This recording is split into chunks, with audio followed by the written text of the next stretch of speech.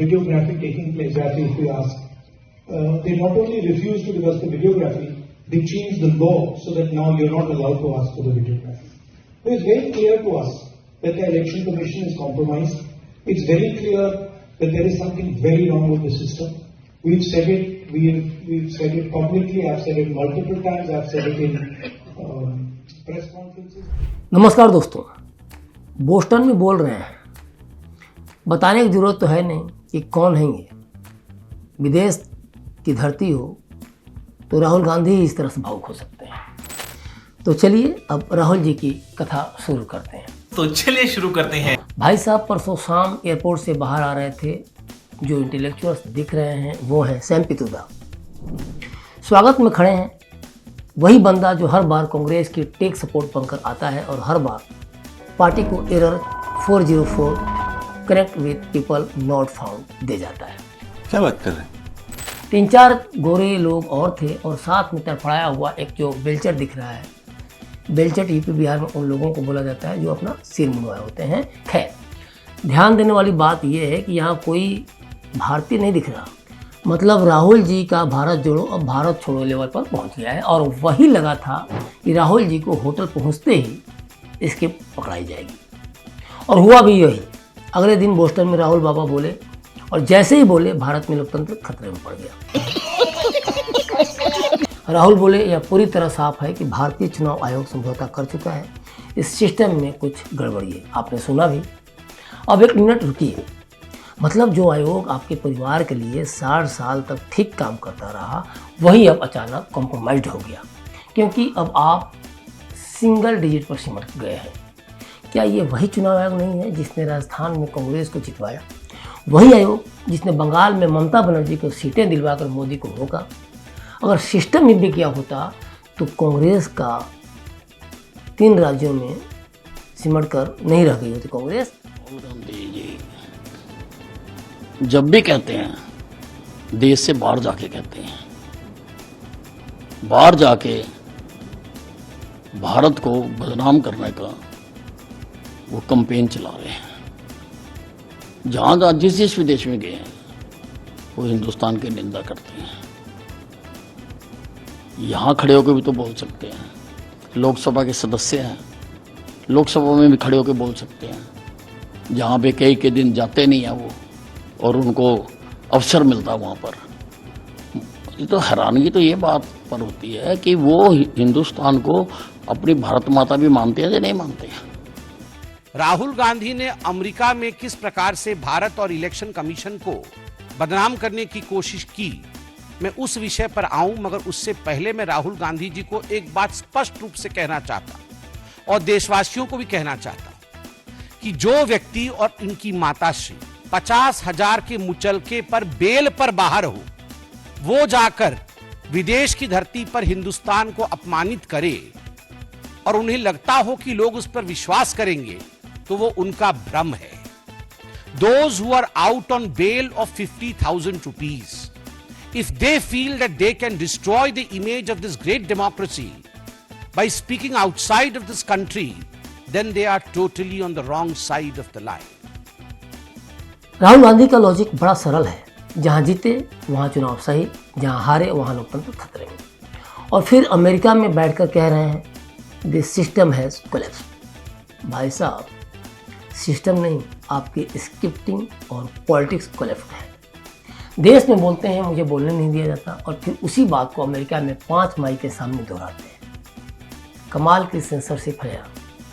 ये वही बात हो गई कि मैं गूंगा हूँ और ये बात मैं चिल्ला कर बोल रहा हूँ। और चुनाव आयोग पर सवाल उठाने का ज़रा टाइमिंग भी देखिए। चुनाव परिणाम आने के बाद पहले पूरा मैच खेलो, फिर हारो और फिर कह दो अंपायर बिक गया था।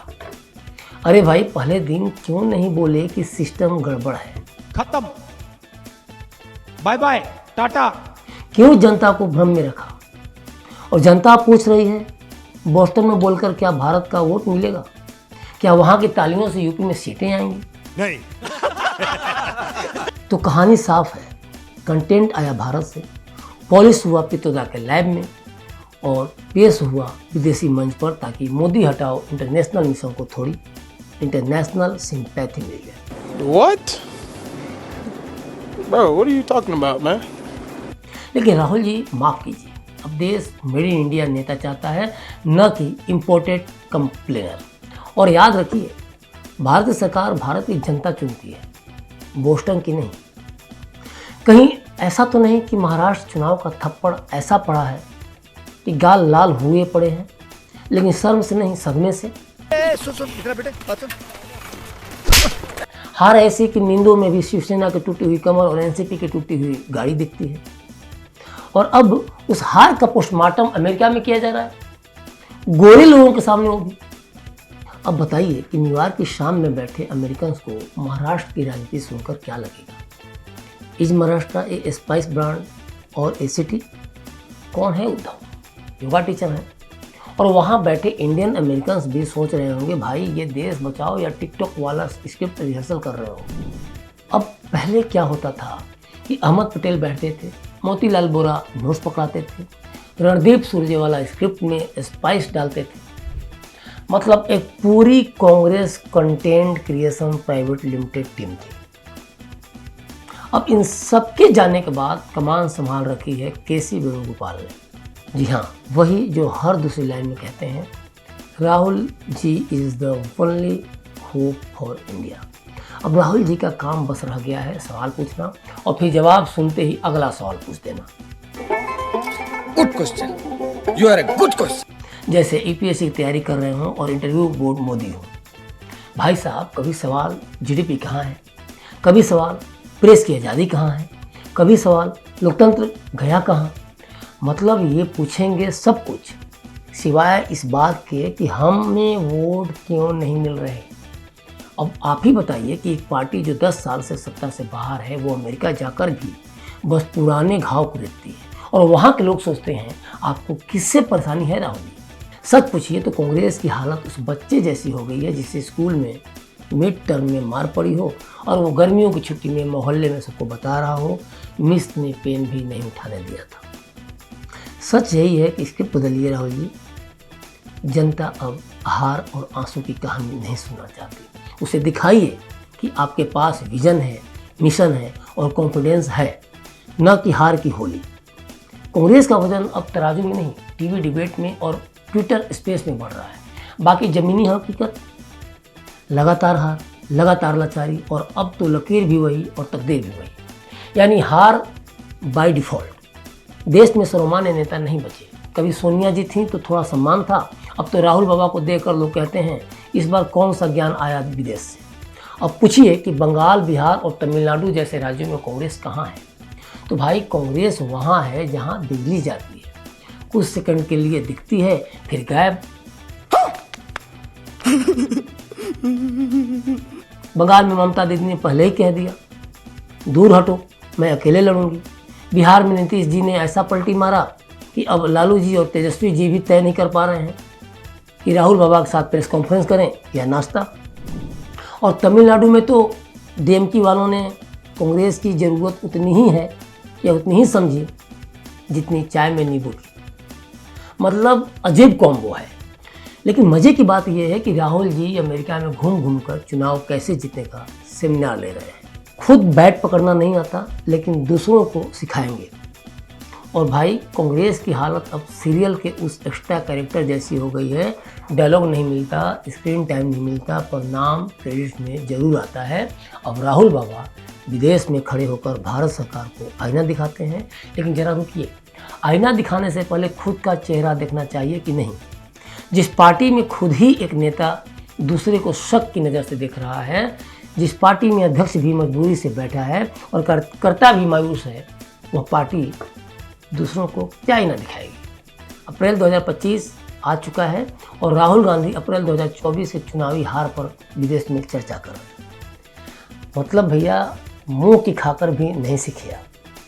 अरे जिस वक्त जेडी वेंस भारत में आए हैं, राहुल गांधी अमेरिका में जाकर भाषण दे रहे हैं और फिर कहते हैं कि अमेरिका भारत को समझे। जॉर्ज सोरोस की जो स्क्रिप्ट आप पढ़ते हैं ना, उसकी स्याही अब सूख चुकी है। दुनिया जानती है कि भारत अब आत्मनिर्भर है और कांग्रेस आत्ममुक्त। सवाल यही है राहुल जी कि जो लकीर मिटानी है उसे उंगलियों से नहीं, मेहनत से मिटाइए। जिस जमीन पर खड़े होने लायक भी नहीं बचे, उसी पर ख्वाब दिखा रहे हैं। जनता अब आपकी बातों से नहीं बहलती, वो हर हार के बाद आपके रोने वाले प्रोग्राम को म्यूट करके देखती है, क्योंकि स्क्रिप्ट वही होती है, बस लोकेशन बदल जाती है। तो प्रिय राहुल जी, अगली बार विदेश जाने से पहले देश में एक चुनाव जीत कर दिखाइए, फिर हम भी तालियां बजाएंगे और कहेंगे राहुल जी ने सीख लिया। दूसरी बात कि राहुल गांधी का विदेश प्रेम कोई नया नहीं है। मानसून आए ना आए, राहुल बाबा या राहुल जी विदेश जाते जरूर हैं, और जाते ही हैं सरकार के खिलाफ बयान देने। ऐसा ही मालूम होता है जैसे भारत की संसद नहीं, व्हाइट हाउस की लॉबी उनकी प्रेस कॉन्फ्रेंस की जगह। मतलब अब देखिए ना, देश में चुनाव हारें और फिर अमेरिका जाके बोलें भारत में लोकतंत्र खतरे में है। अरे साहब, जिस देश में आप रोज़ लोकतंत्र को गाली देते हैं, उस लोकतंत्र ने ही आपको 52 सीटें दी। खूब जोर लगाया तो 52 से 99 कर लिया, लेकिन 100 नहीं पहुँच पाए या पार नहीं कर पाए 100 सीटें। मतलब देखा जाए तो कमाल की राजनीति है कांग्रेस की। एक दशक से एक ही डगर पर चले जा रही है। एकदम सही पकड़े हैं ये लोग। हर चुनाव से पहले यही पुरानी स्क्रिप्ट निकालते हैं। Adani, Ambani, EVM, Rafale, press की आज़ादी, संस्थाओं पर कब्जा, चुनाव आयोग कॉम्प्रोमाइज्ड है, लोकतंत्र खतरे में है।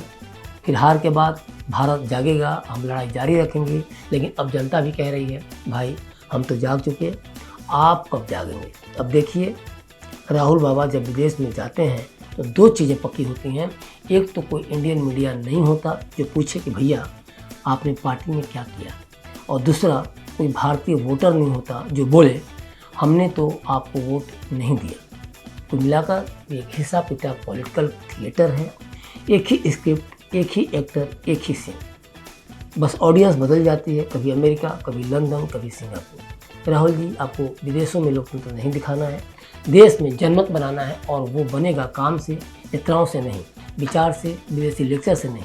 अब देश समझ चुका है कि जब जब कांग्रेस विदेश जाती है तब तब देश में हार की पटकथा लिखी जाती है। और आखिर में राहुल जी, अब जनता के सवाल सुनिए, खुद सवाल करना बंद कीजिए, क्योंकि देश अब चुनाव नहीं समाधान चाहता है। तो क्या लगता है आपको, राहुल की विदेश चालीसा का निष्कर्ष क्या है? कांग्रेस अब सिर्फ कांग्रेसियों के लिए बची है, बाकी देश की जनता ने कह दिया धन्यवाद, हमने ऑप्शंस देख लिए हैं। और राहुल जी, अमेरिका में घूमिए, ज्ञान बांटिए, लेकिन एक बात समझ लीजिए, भारत में चुनाव भाषण से नहीं, विश्वास से जीते जाते हैं। वो विश्वास जो अब आपके हाथ से फिसल चुका है हर बार की तरह। बाकी अगली हार के बाद रोने की रिहर्सल तो शुरू कर ही दीजिए। विश्वास न हो तो खुद से पूछिए, 3 राज्यों में साल भर के अंदर चुनाव होने हैं, बिहार, पश्चिम बंगाल और तमिलनाडु। क्या आपको लगता है कि किसी भी राज्य में कांग्रेस अपने दम पर चुनाव जीत पाएगी? अगर लगता है तो हमारे दर्शक भी हमें कमेंट बॉक्स में कमेंट करके ज़रूर बताएं, और बने रहें क्लिक इंडिया के साथ। शुक्रिया।